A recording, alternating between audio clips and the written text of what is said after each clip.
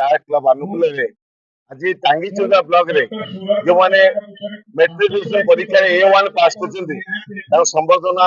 सभा आयोजन कराई। मु प्रथमे स्टार क्लब रो सभापति समस्त कार्यकर्ता सदस्य को धन्यवाद जनइबी मानसिकता चिंताधारा आम भविष्य आम पिला माने उत्साहित करने भाव से आगू मेधावी आदर्श छात्र सृष्टि हे अभिनय प्रयास कर साधुवाद जनाऊँ पिला निवेदन करी आउ अधिक परिश्रम करूँ आगामी दिन भाव में ये अंचल गर्व गौरव से भल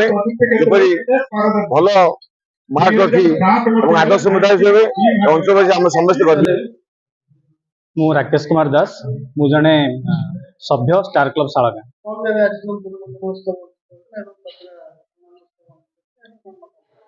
बंधु समाज को आगु को बढ़िया हेले तार दुईटी स्तंभ थाए गोटे होची ता भितर गोटे होची शिक्षा आ गोटे होची हमर समाज प्रति कर्तव्य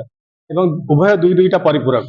शिक्षा जदि जहार शिक्षा जिते उन्नत से समाज को सेते कंट्रीब्यूट करि पारे तेणु शिक्षा को आमे आगु को बढ़ाइबा पई स्टार क्लब एटा होची प्रयास। शिक्षार प्रयास सहित निरंतर भाव स्टार क्लब तार अविच्छिन्न भाव करि चलछि केमति समाज को एम्पावर करिवो ता भितर शिक्षा जेहेतु गोटे माध्यम आमे एचएससी पिला जो माने आम ब्लॉक रे टॉप करिसंती टॉप A1 करिसंती सेमानकु आमे गोटे आम तरफ एटा गोटे स्मॉल टोकन जे सेमानकु हमर ब्लेसिंग्स एटा जे आगो को जाई कि तमे निरंतर चेष्टा करो एवं तमर समाज प्रति रहिथिबा कर्तव्य को सफल करो। एथि पई आमे A1 ग्रेड रखिथिबा टांगीचौदर ब्लॉक रो 9टी स्टूडेंट को डाकिछु एवं आमे तांको आज संबर्धना करूछु। तांकर आगामी भविष्य उज्जवलमय हो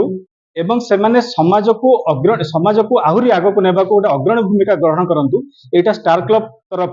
ईश्वर को प्रार्थना सेमानकर उज्जवलमय भविष्य पई आमे प्रार्थना करूछु। एटा होछु 1959 मसिया आरंभ होइतिला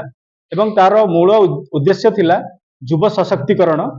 समाज को एम्पावर करिबा एवं ग्रीन एनवायरनमेंट तैयारी करिबा। एबे भी एई तीनोटी मूल मंत्र को आमे अग्राधिकार देउछु एवं ता सहित समाज रे जो पछुआ वर्ग अछंती आमे सेमानको भी सहानुभूतिर हाथ बढ़ाइछु जेमती star club green environment plastic free अर्थ